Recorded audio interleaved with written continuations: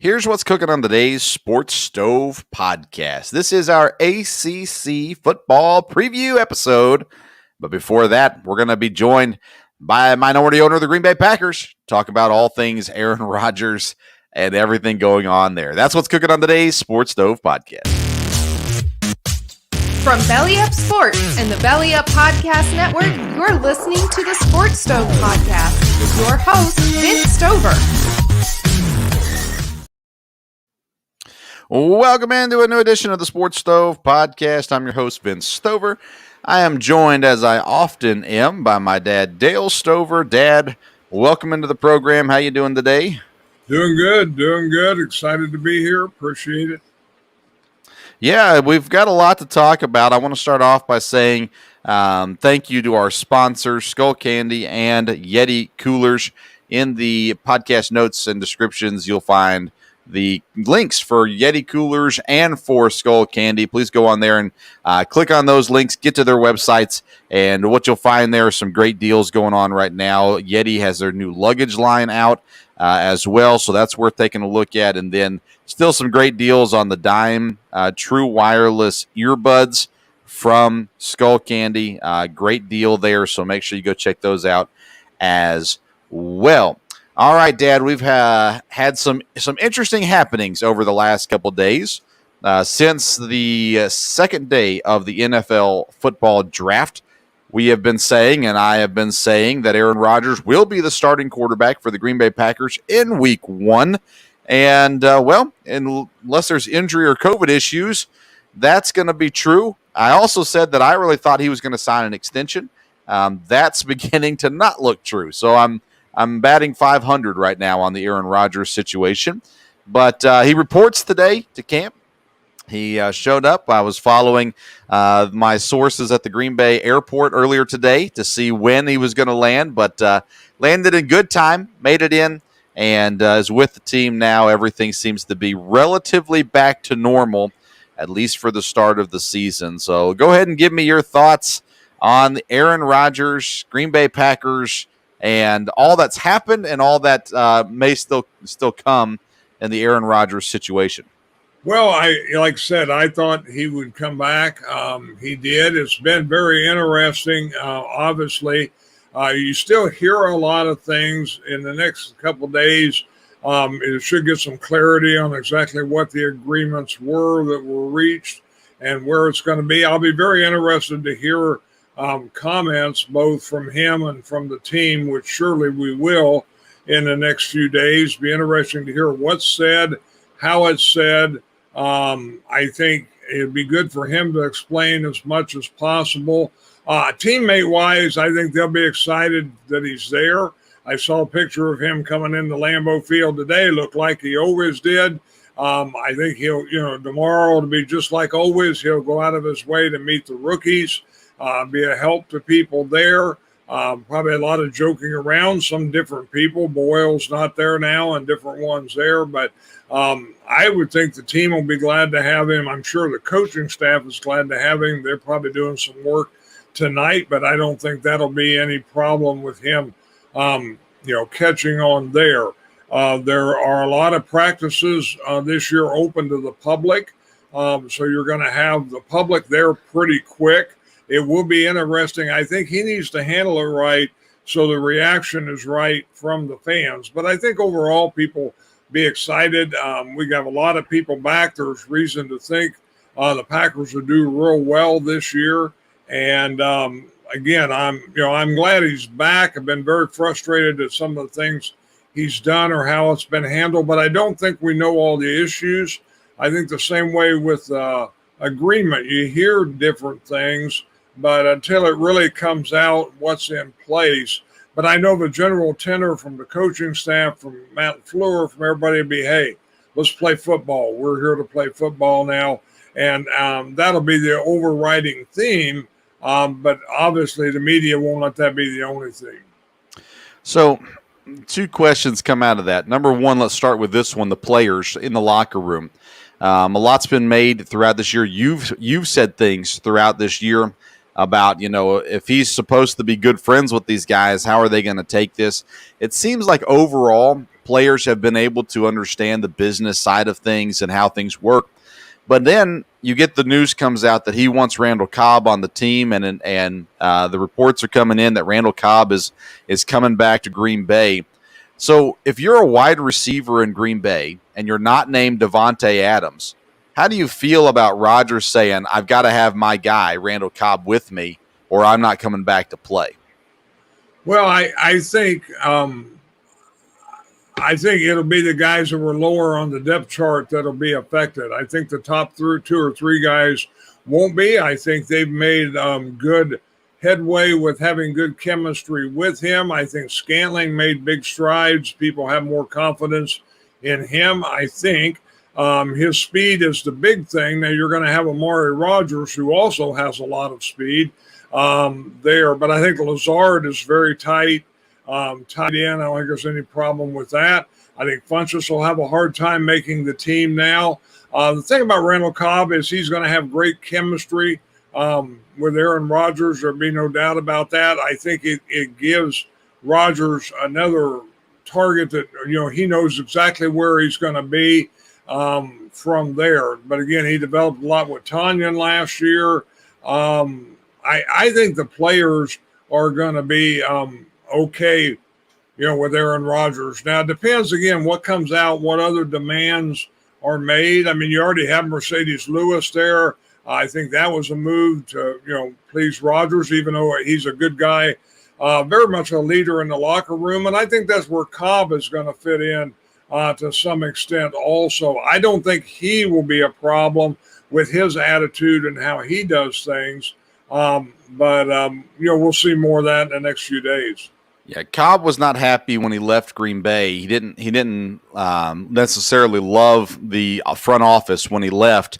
And now you've got two disgruntled guys, and you might be able to add Davante Adams to that. We're not really sure yet on how he's feeling.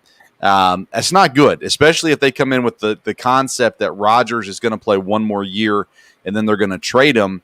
Well, you know how it gets, Dad. You were in a position of authority for many, many years, and when someone knows that, hey, my time's almost done and there's not much they can do to me, that's a dangerous spot to be when you're in the position of authority. And I have to admit, I'm a little worried about how this is going to go. If they're winning games, everything will be fine. But if there comes any at all adversity in this season, my fear is it's going to get ugly really, really fast there. The other things to consider, Dad, is the fans, and as well as anybody, Green Bay Packer fans, they don't take lightly to when they feel like they are jilted. The Brett Favre stuff, he made it very clear that he wanted to go play for Minnesota. Packer fans were not pleased with that, even though his time in Green Bay was done. The fact that he made it clear he wanted to go play in Minnesota, and now eventually the fans forgave him. Eventually everybody got over it and everything was fine. Now Aaron Rodgers is in this situation where he's saying, hey, I want out. And he's been saying it now this year, and he's made it very clear that he does. If Aaron Rodgers goes somewhere next year, they trade him at the end of the season, whatever it may be. I still think the landing spots for him, we'll talk about this more next year, but Denver, Vegas, and Miami make the most sense. But nonetheless, if he goes somewhere else next year, and if this year it comes out where it for sure is, hey, this is his last season in Green Bay, do you think that the Packer fans are actually going to be okay with this? Or do you think he comes trotting onto the field for the first regular season game? He might hear some boo birds coming out of the stadium. Oh, I think there's no doubt about that. People are very frustrated with him. I don't believe it'll get into a situation where we really know during the year that he's not coming back. If that happens, then yes, I think that'd be very frustrating for everybody, and that would turn into a real mess. He may know, the Packers may know, but I think the Packers are very optimistic, trying to make changes, trying to do things, which the front office may need to make some changes. We've talked about that. The guy at the top, I think, is running a much more of a business than as the Packers. And the Packers are a family. The changes that need to be made are not going to be made because the one that needs to be made is the guy that's making the decisions. So he's not gonna fire himself, and that's what needs to change. Ultimately, is the guy that's calling the shots. No, but the board could have something to do with that. Obviously, Rodgers is going to have to comment about how he feels about Goody, how he feels about Murphy. I think he's already clear about Matt LaFleur, that he really likes him. I think going into the season, there's going to have to be some understanding whether there's going to be workability, especially with, I can't believe that Goody is necessarily the big problem. Maybe he is. I don't know. He drafted Jordan Love. But I think he can, I think that can be worked out from there. And again, we'll see how Rodgers handles it. I mean, if they have great success and he, says, hey, I want to come back, I want to keep being a part of this, but I don't want to be on the other end of that. Not if it's going real well. But we'll see. Again, I think it'll be interesting to see how he patches stuff up. He may just say, hey, I just need to get along with the players and the coaches, and I don't think that'll be a problem. But he's been very complimentary of the fans, about Packer fans, about Lambeau Field. As much as any guy from out on the West Coast, he's tried to fit in Wisconsin. He's talked about having a Wisconsin driver's license. He's talked about the grocery store that he loves the commercials of. He has really tried to fit in Wisconsin. He's involved with the Bucks. So I don't see him all of a sudden saying, I don't care what anybody thinks about me. I don't believe that'll be it. And I think he's had plenty of time to know how he's going to address this. I don't think he just decided in the last couple of days that he was coming back. No. I think he's known that. And Aaron Rodgers usually has a plan for what he's going to say and what he's going to do. I don't think that there was very few days at all since the draft where anybody in the front office or in Aaron Rodgers' camp thought that he was not going to be in at the time that he came in and play for the season. I don't think that was ever really in question. The question is how much longer will he be in Green Bay? Will it be past this year? Has always been the question. And that's what we've been telling everybody from the get-go is, hey, this season there's no other option. He's the starting quarterback for Green Bay, and he'll be there when he has to be there, which is today. And from there it is what it is. But I have to admit I'm concerned as a Packer fan, as an Aaron Rodgers fantasy owner. I'm concerned that things might not go smoothly because let's face it, he's kind of gotten into this mindset now where I just got to make myself happy. As long as I feel happy, I'm fine. Well, he's not going to be happy if the crowd's booing him and if they're losing games, and it's going to get really, really ugly really fast if that happens. But this is a team that has won 13 games each of the last 2 seasons. So they're not a bad team. They got a lot of talent on the team, and they are right where they need to be to win a Super Bowl. But, and if they win a Super Bowl, maybe it's kind of like LeBron James in Cleveland, where you say, hey, at least they won another Super Bowl. Now everybody can say, hey, it was worth it. Now he can go somewhere else, and everybody will be okay with it. I don't know. But I don't know. At this point, I got to see, and like you said, we got to hear what's said now from Aaron Rodgers, from the front office. How are they going to handle it now that he's back, and kind of go from there? And one other quarterback thing before we get into the ACC preview, Deshawn Watson. It came out today that his court situation was not going to be handled until February, which means the NFL has to decide, are they going to suspend him? Or are they going to let him play because the legal matter will not be taken care of until next year after the football season is done? So he reports to camp, Deshaun Watson does, into Houston, and but still says, I'm not playing for Houston. A lot of things have been said about Philadelphia. Miami as well has been sprinkled out there as well as possible landing places for Deshaun Watson. Philadelphia makes a lot of sense. They don't have a quarterback of the future there. And Deshaun Watson, as I've said over and over again, he's a top 3 quarterback as it sits right now in the NFL. And so he's going to end up somewhere. Dad, what is the chances Deshaun Watson does not get suspended any games in this season? I think there's a good chance he won't because the legal matter, without there being a legal matter settled, the NFL can worry about an image part of it, and they are very worried about their image a lot of times. But apart from that, without the legal matter being settled, I'm not sure. I'm not sure there. Yeah, it wouldn't surprise me if he's cleared to play until the legal thing is solved, or until more things come up during the year that you just can't, get around. Yeah, I mean, there's been more accusations even this week against Deshaun Watson. I would be surprised if he does not get suspended some games, no matter what, just because of the image issue. They can do that. They've done it before. So I would expect him to at least get suspended 4 games, if not 6. But we'll see. We'll see if he gets traded sooner rather than later. I think Houston's done with him. I think they have in their mind that they're going to just get the best offer they can get. They're going to try to get fair market value for him and go out and get as many pieces as they can to start the rebuild.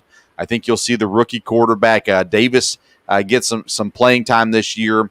Tyrod Taylor is the starting quarterback down in Houston, and I think that's what you should expect to see week 1 in Houston. We'll talk about that more when we get to our NFL preview next month. But now we continue our college football preview, and today we are talking the ACC. I put a poll out on the Twitterverse earlier this week asking who would win the Coastal Division of the ACC, as I assume we all figured that Clemson was going to win the other division. So the options I gave was North Carolina, Miami, Virginia Tech, or other. North Carolina takes the poll at 56%, Miami 25%, Virginia Tech 13%, and other lands with 6% over there. Dad, we'll get your thoughts on those teams here a little bit later. But each time we do a conference, we have split up the conference teams into tiers. 5 tiers that we have. Tier number 1 is the national championship contender, meaning that this year they could contend for the national championship. Tier 2 is conference champions contenders. So this is any team that has the possibility of this year winning the conference, surprising maybe the favorite in winning the conference. Tier 3 is schools that we believe could be a contender within 5 years, a program that is either moving the right direction or with one swift fire and hire could move the right direction quickly. That's tier number 3. Tier number 4 is a contender one day, maybe.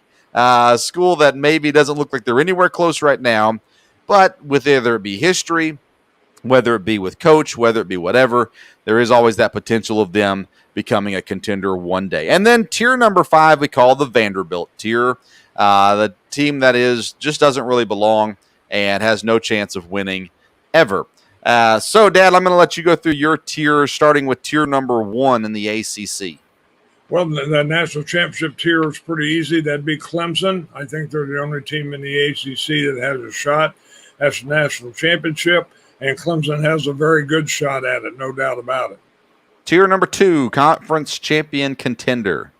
I believe that would be Miami and North Carolina. I think those would be the ones. Again, they'll win in the Coastal, one of the two, and then you'd have, a battle for the conference championship. I don't know that either one would be Clemson, but those would be the 2 teams I think would vie there. All right. Tier number 3, a contender within 5 years. Again, a little hard to say, but some that seem to be on the rise. I think Boston College. I think Pitt is getting better. Virginia Tech definitely falls in there. I think Florida State will get better. They may have a ways to go yet, but I think they will. And NC State has been doing well, and I think that has potential. So the ones in the 5 years I have was Boston College, Pitt, Virginia Tech, Florida State, and NC State. All right. Tier number 4, contender one day, maybe. One day, maybe Louisville, maybe Georgia Tech. Almost put them in the higher category, and then Wake Forest. Maybe they'll improve. They've had things there. So that means you have 3 teams in tier 5? Yes, I do. All right, give us the Vanderbilt tier.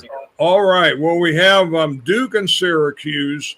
They're just not good this year. Now, both have had teams that were good, so I wondered about putting them here. But as far as teams that really are going to struggle, at least this year and maybe for a few years to come, I would think Duke and Syracuse. The other team in the Vanderbilt tier that belongs there is Virginia. Virginia for two different reasons. One, they're not a football school. And secondly, they were rude to the Sports Stove podcast. There's never a good reason to be rude, and especially when you're mediocre. So there was no reason for that. And I think coaches in the other conference should be put on guard that if you're going to be rude to the Sports Stove podcast, you could end up also at West End in Nashville. All right. Very good. Very good. We actually were pretty close on the tiers this time around. I, too, had only one team in Tier 1. That was Clemson. We had the same teams in Tier 2, Miami and North Carolina. Tier 3, we had 4 of the same teams. We both had NC State, Florida State, Boston College, and Virginia Tech. I put Louisville in tier number 3, and I really struggled with 3 and 4 this time around for the ACC of trying to figure out who I thought could be a legitimate contender within the next 5 years. But Louisville's been able to bring in some really talented people in the past, and so I think they can recruit there as well. And so I put them up there in tier number 3. Tier 4, contenders one day maybe. I've got Pitt, who I think is improving, but I don't know that they've been consistent enough to be in the next 5 years. Wake Forest, Georgia Tech, and then I put Virginia in tier 4. I considered putting them down there in the Vanderbilt tier as well. But Bronco Mendenhall has had success elsewhere, which means he could have success at Virginia as well. Maybe they fire him and go with another coach because of, and it wasn't him so much as his people, but nonetheless, the not so kind way of, and you said it great. Why be so rude when you're just mediocre? It's one thing if you're the best in the world, and I don't got time for you people, but why wouldn't you join the Sports Stove and have a quick conversation about the upcoming season? And by the way, Virginia told me that Bronco Mendenhall is putting 100% of his time into preparing for the season. And so him, nor really any other college football coach would have time for me. But we thank again Tom Allen for joining us on our Big Ten episode not too long ago. Tier number 5, then, the Vanderbilt tier. Last week when we were doing the Big Ten, I put beside Vanderbilt athletically, not academically, but the reality is Duke is academically with Vanderbilt, but they're also athletically with them in football. Not looking good. I really like David Cutcliffe as a person. I think he's a great person, but football is just not working out at Duke. Syracuse as well, same thing. They're just not. Football's not their school. They've had good players come through.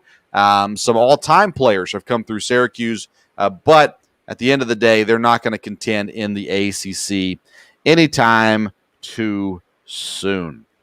All right, that brings us down to our Big Ten preview. We're going to start off with the top of the class, pretty much so to say, the Clemson Tigers. An interesting team nonetheless. They are coached by Dabo Swinney, a very polarizing head football coach. Either you love him or you hate him. He is 140-33 as head coach of the Clemson Tigers. This year they bring in a sophomore quarterback, DJ Uiagalelei. I have to say it really, really slow to get it correct. But he played 9 games last year, threw the ball for 66.7% completion percentage, 914 yards, 5 touchdowns, and 0 interceptions. Their win total is 11.5. They lose a great quarterback and the ACC's all-time leading rusher in Travis Etienne, but they do return 9 defensive starters this year there for Clemson. Dad, give me your thoughts. Don't take too long on it because I got to assume we agree a lot of things here with Clemson. But your thoughts with Clemson coming into this year and the changes that have to be made. Well, I think Clemson is going to be good. There's no doubt about it. I think their strength is coaching. They've been able to keep the assistant coaches there. I think that's been a help. They recruit tremendously. They're one of the few schools that really compete with Alabama and some of the others in recruiting. Even though he recruits a little bit more of a narrow group of players in some ways, he's very upfront about the kind of players he wants. But again, folks want to play for him. I heard him interviewed earlier when they were talking about the NFL draft, and he said this quarterback, if he works hard, he might be the first guy drafted in 2 or 3 years. So, of course, a coach probably would say that, but he does look really good. Doesn't seem like a lot of weaknesses in Clemson. They'll have a couple big, the Georgia game there, and, of course, they've got to be ready to get upset in on any week, but they should be fine. Yeah, I think we saw last year from DJ that he is a real quarterback. He's going to be able to step in and play and win football games.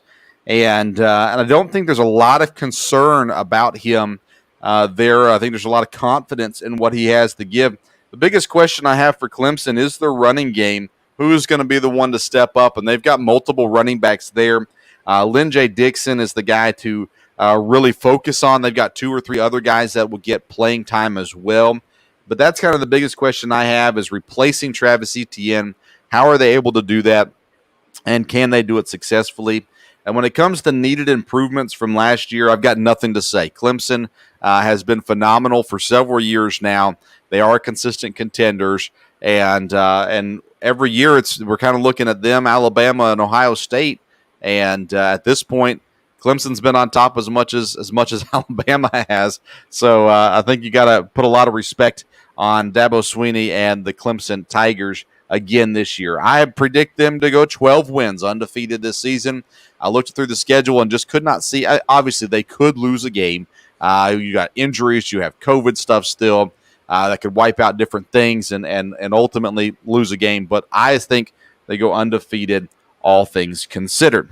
That brings us to North Carolina State. NC State is coached by Dave Dorian. He's 55-46 as the Wolfpack's coach. Then you've got redshirt sophomore quarterback Devin Leary, who broke his leg after 4 games last season, but he had 60% completion, 890 yards, 8 touchdowns, and 2 interceptions in those 4 games. Their win total is at 6.5. They've got a really good running back tandem, a very experienced offensive line, and a really good defensive secondary as well. One of the things we're going to talk about a lot through these ACC teams is high expectations. And NC State's coming into this season, I think, with pretty high expectations on them, even though 6.5 is the win total. I think, generally speaking, ACC and ACC fans understand that this North Carolina team can be dangerous. North Carolina State team, can be dangerous. Dad, your thoughts on NC State? I think, again, I think they have potential. They may have overachieved a little bit lately. I think the thing about the ACC is after you get past the top 3 teams, then there's 5 or 6 teams that are all kind of in there. And if any one team, NC State or any of these, can win 4 out of those 6 games, then they're going to be the team that is a little closer to the top. But if everybody beats everybody, then you're going to have a lot of 6-win teams. Good point. Biggest question for NC State is the defensive production up front with some of the losses. And like I said, their secondary is loaded. They've got a really good secondary. But that defensive front's going to have to step up and play well. Needed improvement is the turnovers. Last year, they just gave the ball away too much to be successful. And I think if they protect the football, I think they can have a good season. I'm predicting 8 wins for NC State. That is a couple above their win total prediction. And so we'll give them 8 wins in second place in their division. Next up is Boston College head coach Jeff Hafley. He's 6-5 at BC. They've got the junior quarterback, Phil Jurkovic, and there's a lot of talk about him. Last year, 61% completion percentage. He had 2,558 yards, 17 touchdowns, and 5 interceptions. The win total for them is 7. They have a very fast-paced offense, a lot of passing, and they've got good receivers to go with that system as well. Boston College hasn't been necessarily great anytime recently, but, Dad, what are your thoughts on them this year? I think they're getting better, and they're a team that I think could be at the top of that next echelon in the ACC. I looked at their schedule, and I think they could win as many as 8 games. And if they do, then they're going to be pretty high up there. And I think that, their coach, you hear really great things about him, and should be one of the better teams. Yeah, the offense is really not too much of a question mark. There's a lot of good things when it comes to the offense. Really, all the questions come to defense. The biggest question for them is their defense. Can they make stops? Can they hold? Can they keep the score low on the opposite side, which gives their offense more flexibility? The biggest need for improvement is tackles for loss and for forcing turnovers, something they did not do last year. They did not get into the backfield to get tackles for loss, and they weren't great at getting turnovers either. So those areas have to improve for BC to be successful this year. The win total 7. I looked at the schedule. I've got them right at 7 as well. And I think that's it's not going to be an easy 7 for Boston College, but I think they get there this year and show some improvement. That brings us to the Louisville Cardinals. Head coach Scott Satterfield. He is 12-13 at Louisville. And I got invited to media day at Louisville, Dad. They said you can talk to Coach Satterfield, but you'll have to do it at media day, and I won't be making it. Sorry, Louisville fans. But nonetheless, they've got redshirt junior quarterback Malik Cunningham. He's 64% completion last year, 2,617 yards, 20 touchdowns, 12 interceptions. Their win total is 6.5 games. They have an experienced QB who has been overhyped to this point in his career. He's yet to live up to the expectations, but he does have a lot of in-game experience. They've got 8 returning starters on offense. Their defense is depleted from last year. Dad, you might be a little more unbiased than I am when it comes to the Louisville Cardinals. What are your thoughts on them this year? Again, I think, the win total is 6.5. Mm-hmm. I think they may be at 6 and could qualify for a bowl. If they stumble, they could be under that. Again, I think they're one of those teams that, unless they really gel and come together, will be right there in the middle.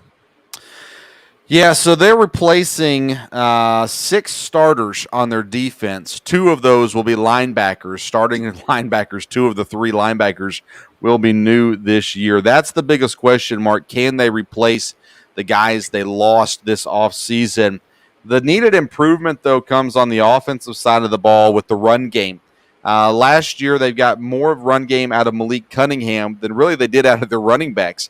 And they need a running back to step up and play well, so they're not putting their quarterback at risk so often. And the O-line play plays into that too. It's not been great in the run game especially.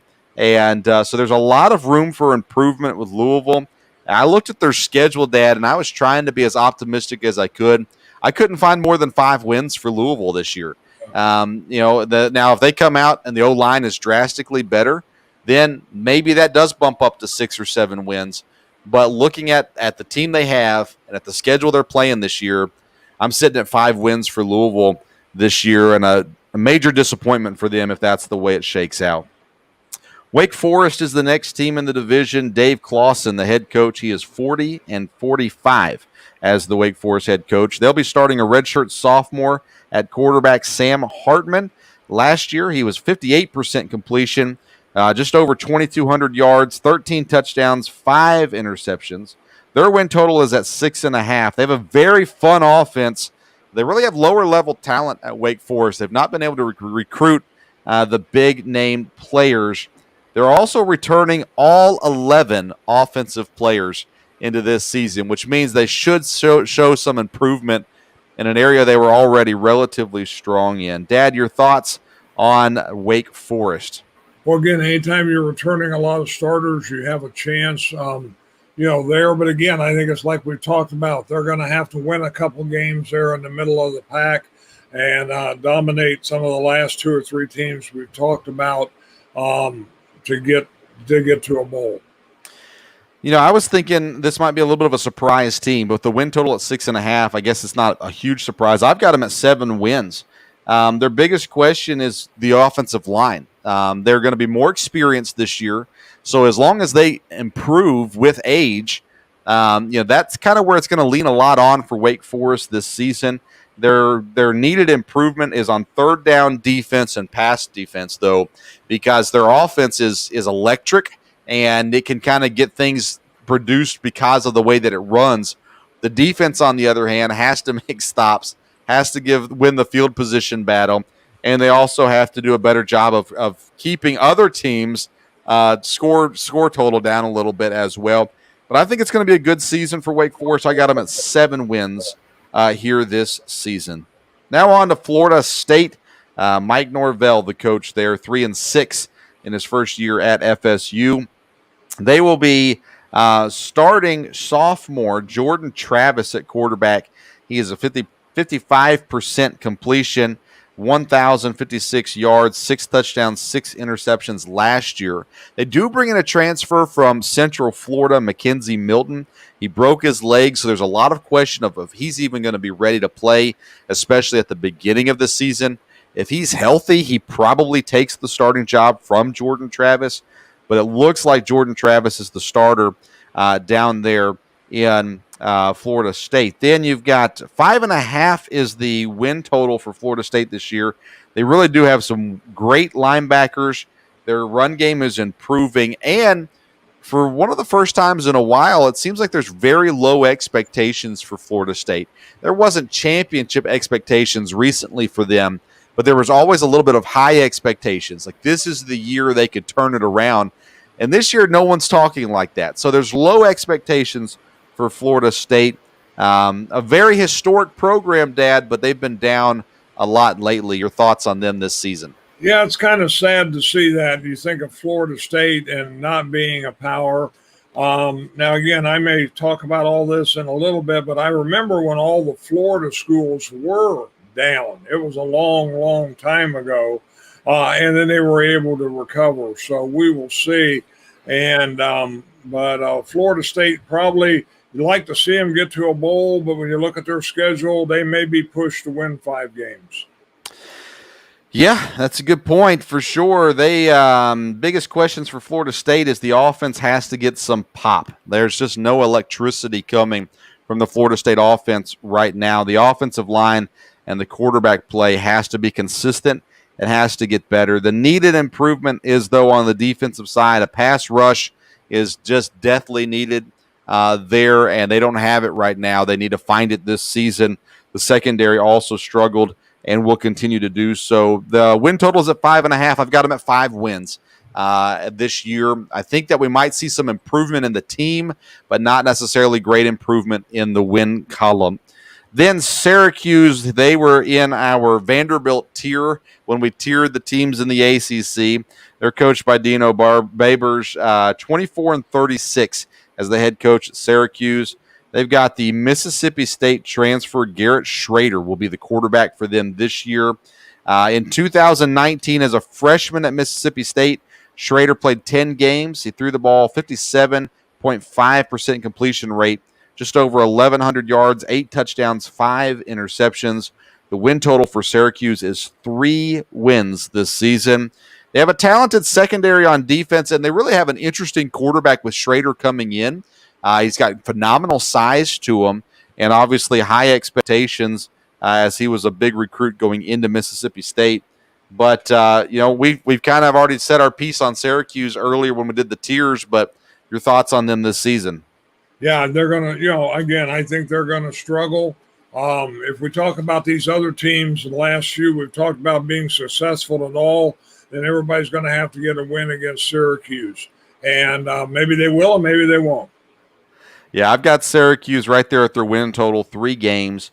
The biggest question is, can the offensive line block anyone? They have not been good at all recently, and no matter how good your quarterback is, if he's laying on his back, it's not going to help you out very much at all.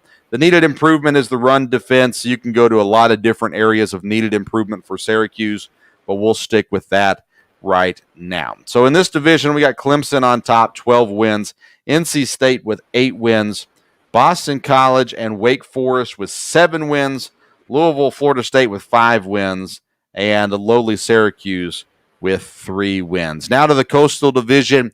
North Carolina is the first team we'll talk about. Just an amazing recruiting year that they've had actually the last 2 years since Mack Brown came over. Mack Brown is 15-10 at his current record with North Carolina. Of course, his record is much different than that all time with North Carolina.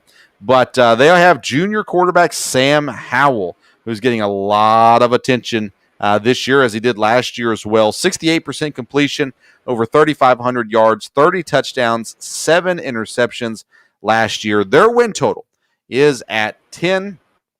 They are experienced. They're mixed with young talent. They're well coached, and they have some very high expectations this year. North Carolina does. The biggest question I have for them is their running back situation. They bring in from Tennessee Ty Chandler, who's a very, very good running back, which they need because they're going to need to replace Michael Carter and Javonte Williams, both drafted into the NFL this year. They've got some needed improvement, though. They need to force some turnovers. No one on the North Carolina team had more than 1 interception last season. They're going to have to change that up and get it going. Dad, we might need you to change out.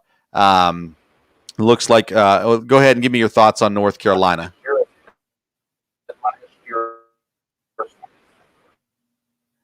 Yeah, we're having some issues with Dad's audio. We're going to get him switched out. He'll be back in just a second, and tends to happen around the 40-minute mark of the podcast each time. So we're working on that, getting that fixed. But North Carolina, incredibly high expectations this year. Sam Howell is being mentioned as an award winner, Heisman Trophy, top draft pick, all those kinds of things. And when you have that kind of expectation on you, it's going to cause some problems eventually if you don't meet those expectations. And to this point, North Carolina has struggled to meet those expectations. So I'm not sure that they'll be able to or not. We got Dad back with us. Dad, your thoughts on North Carolina Tar Heels football? Not their college classes, not their basketball, but their football team this year. Yeah, I don't know if they'll do quite as well. They're obviously talented. Their quarterback, like you said, looks like he's going to be really good. They have had good recruiting, and I think they're going to be a good team. I don't know that they'll challenge Clemson. I'm not sure. I don't think they'll win the Coastal, but I think they'll win a lot of games. Interesting. All right. Well, I've got them at 10 wins. And in a tough division for sure this year. That'll bring us to Miami. Miami's head coach is Manny Diaz. He's 14-10 as the Hurricanes head coach. Speaking of high expectations for a quarterback, they got De'Aaron King, 6th year for King.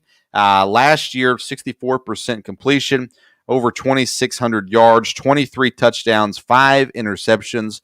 Their win total is 9.5 games. They lost some key guys, but they still hold those high expectations. They've got a really good defense on this team as well. And really, Dad, everything comes down to the health of the quarterback when it comes to Miami. If King goes down, Miami's in trouble. But if he's healthy, there's a lot of opportunity there. Your thoughts with the Hurricanes this season? Yeah, as you know, historically, I've never been a big Miami fan compared to the other teams in the state. But I think Miami's ready to make a move. I think they could be back to be a prominent team, and mainly because I really like the coach. I like Manny Diaz. I lived there in Murfreesboro for many years, and Manny Diaz was the defensive coordinator for 2 years at MTSU. And, of course, he went to high school in South Florida. And the kids he recruited to come to Murfreesboro, Tennessee, these kids had never even knew where Tennessee was. Murfreesboro, but he got some very talented kids to come, and he can recruit there at Miami. And I think that's going to be a key with all these teams in Florida. I remember years ago when all 3 Florida teams were down, and Florida State started to make the first move, I think, back up.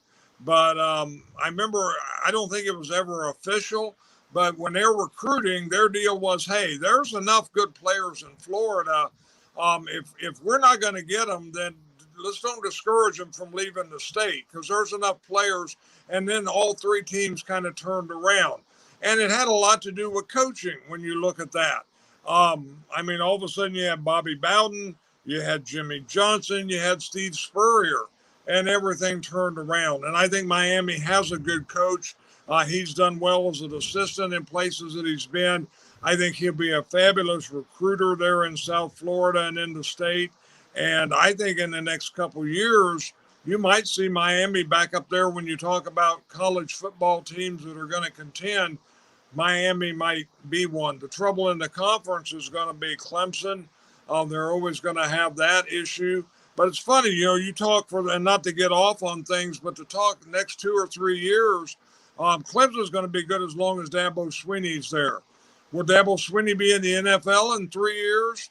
Oh, I don't know. Nobody thinks so. But I think it will be interesting to watch how Carolina does, how Jacksonville does.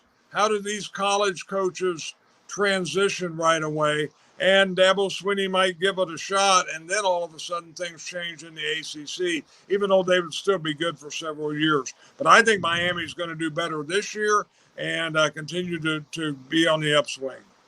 The one thing you didn't mention, Dad, was the name, image, and likeness. And Miami's already proven that when it comes to getting some money to their players, now that they can do it out in the open, it's happening. And so you talk about a recruiting tool. Name, image, and likeness is one of those things. And Miami is a place, number one, it's Miami. Number two, by Miami, I mean the city of Miami. It's a pleasurable place for a young high school kid looking to go to college. And then you'd add on top of that the possibility of some good-sized chunk of change coming to you if you're a scholarship player as well. So I think there's a lot that can happen for Miami in recruiting in the years to come. I don't trust the health of De'Aaron King this year, and I think everything bases on him. Their O-line also needs improvement. Their run, especially their run blocking, has not been great, and they've got to protect the quarterback, yes, but they've got to open up lanes for the running back to get going. That only helps the quarterback as well. I still have them having a good season. I've got them at 9 wins. I'm really worried about King's health and whether or not he can stay healthy. If you got a guy that's been there 6 years and he's had hype over him for 6 years, he still hasn't quite met that hype yet. And part of that is because of health. And so I'll give Miami 9 wins this year below North Carolina. Next is Pitt. They're coached by Pat Narduzzi, 42-34 in his time at Pitt.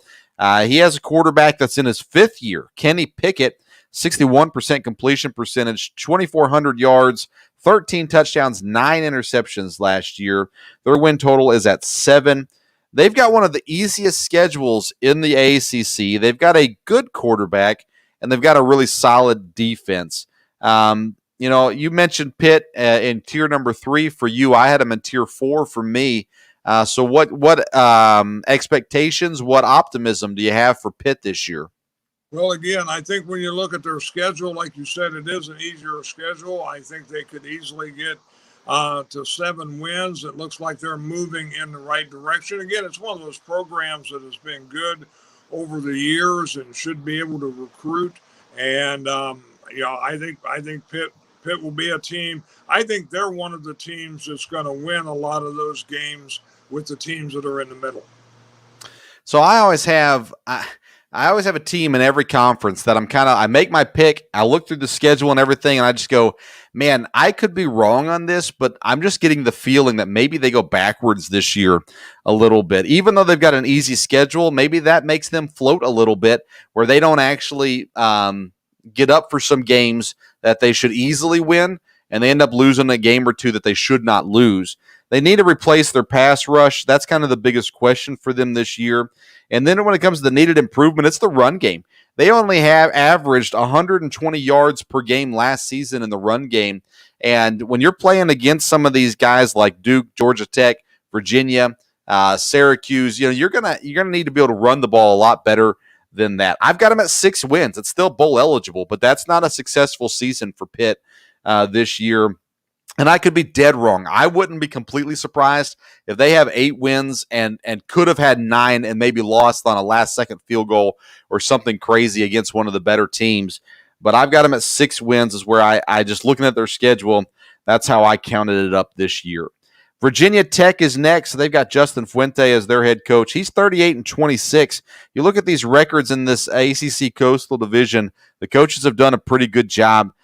here. Virginia Tech has quarterback Braxton Burmeister. He played 6 games last season, 56% completion percentage, 687 yards, 2 touchdowns, 1 interception. Their win total is 7. This has been a team of underachievers. They've got a very good run game, but they've never met the expectation of the talent that's currently on their team. My biggest question for them is, can the offense continue to deliver? Because the offense has been able to put up points. The needed improvement, though, is on the defense, Dad. They allowed 448 yards per game, 32 points per game, and that usually doesn't lead to a lot of wins. What's your thoughts on Virginia Tech this season? Well, again, I think they have a good coach. One thing about Virginia Tech is they have turned out some good players in the last few years. You always hear Virginia Tech players in the NFL. That always helps with recruiting. You're right, the defense is going to have to be better than that. But again, look at their schedule. I think they could get 7 wins. Wow. Yeah, I've got them at 6 wins. I know their win total's at 7, but again, just looking at the schedule, and I see this team continuing to underachieve as opposed to overachieve. I like Fuente. I think that he has a lot of potential as the head coach.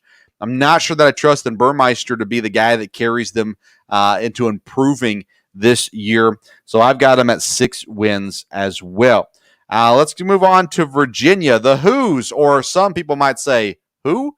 The Virginia Cavaliers.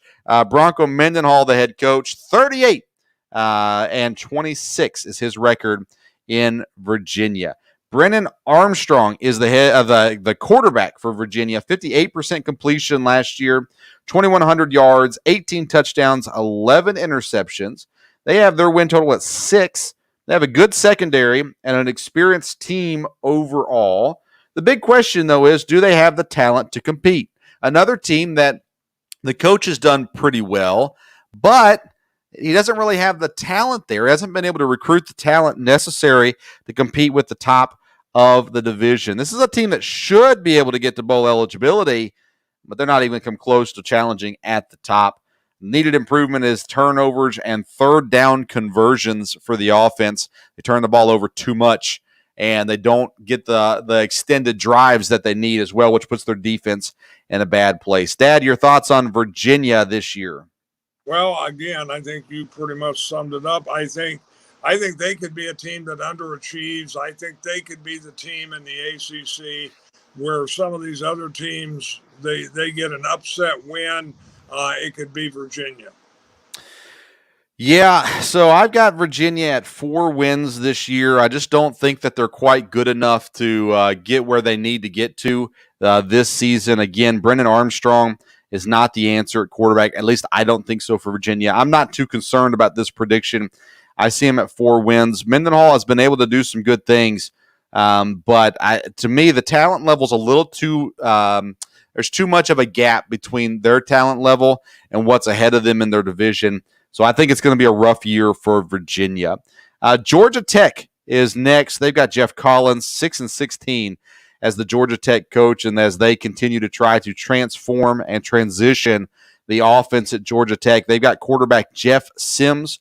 He had a 55% completion percentage, 1,800 yards, 13 touchdowns, 13 interceptions, but he did rush the ball for 492 yards and 6 touchdowns last year as well. Their win total is 5. They are transitioning the offense still over from that triple option, and they still have a strong run game, though, even with the transitioning offense. Your thoughts on Georgia Tech this season? Well, like I said, the key is they're transitioning. They ran that triple option for so long, and that was the team that they were. So now, transitioning will help them. It'll help them in recruiting. It'll help them get a quarterback, a throwing quarterback from there. And, I like Georgia Tech. I would like to see them overachieve. Don't know if they will. Yeah, the biggest question for Georgia Tech is, can the pass game get going? This transition is going to be a slow one for Coach Collins if they give him the chance. Is Sims a legit quarterback? That's a question to ask as well. But their needed improvement comes to defense. They allowed 459 yards per game and 37 points per game last season. That's not going to work. They're going to have to do better than that. I've got them sitting right there at 4 wins this season because of that struggling defense mainly is my reasoning for that 4-win total. Then lastly is the Duke Blue Devils. David Cutcliffe, the head coach, 74-88 while at Duke. They've got the quarterback Gunnar Holmberg. He played 6 games last year, 72% completion percentage, but only 161 yards, 0 touchdowns, and 2 interceptions last season. This Duke team is undersized and under-talented. Common theme here at the lower points of the ACC. Biggest question for Duke is, can the young talent make strides? Can they improve? And can they improve enough to compete with the teams in the middle of the ACC? Needed improvement is turnovers, a massive problem for Duke, for sure. Is just they turn the ball over way too much. Kind words, by the way, Dad, from Coach McGuire. I don't know if you can see that or not, but he says, great podcast, better than ESPN. Boomer Sooner, gentlemen. Welcome to the SEC, Coach. Looking forward to having you there. Dad, give me your thoughts on the Duke Blue Devils. Again, love Coach Cutcliffe. And he had some good teams there when he kind of went to Duke, but Duke, like I said, is in bad shape now.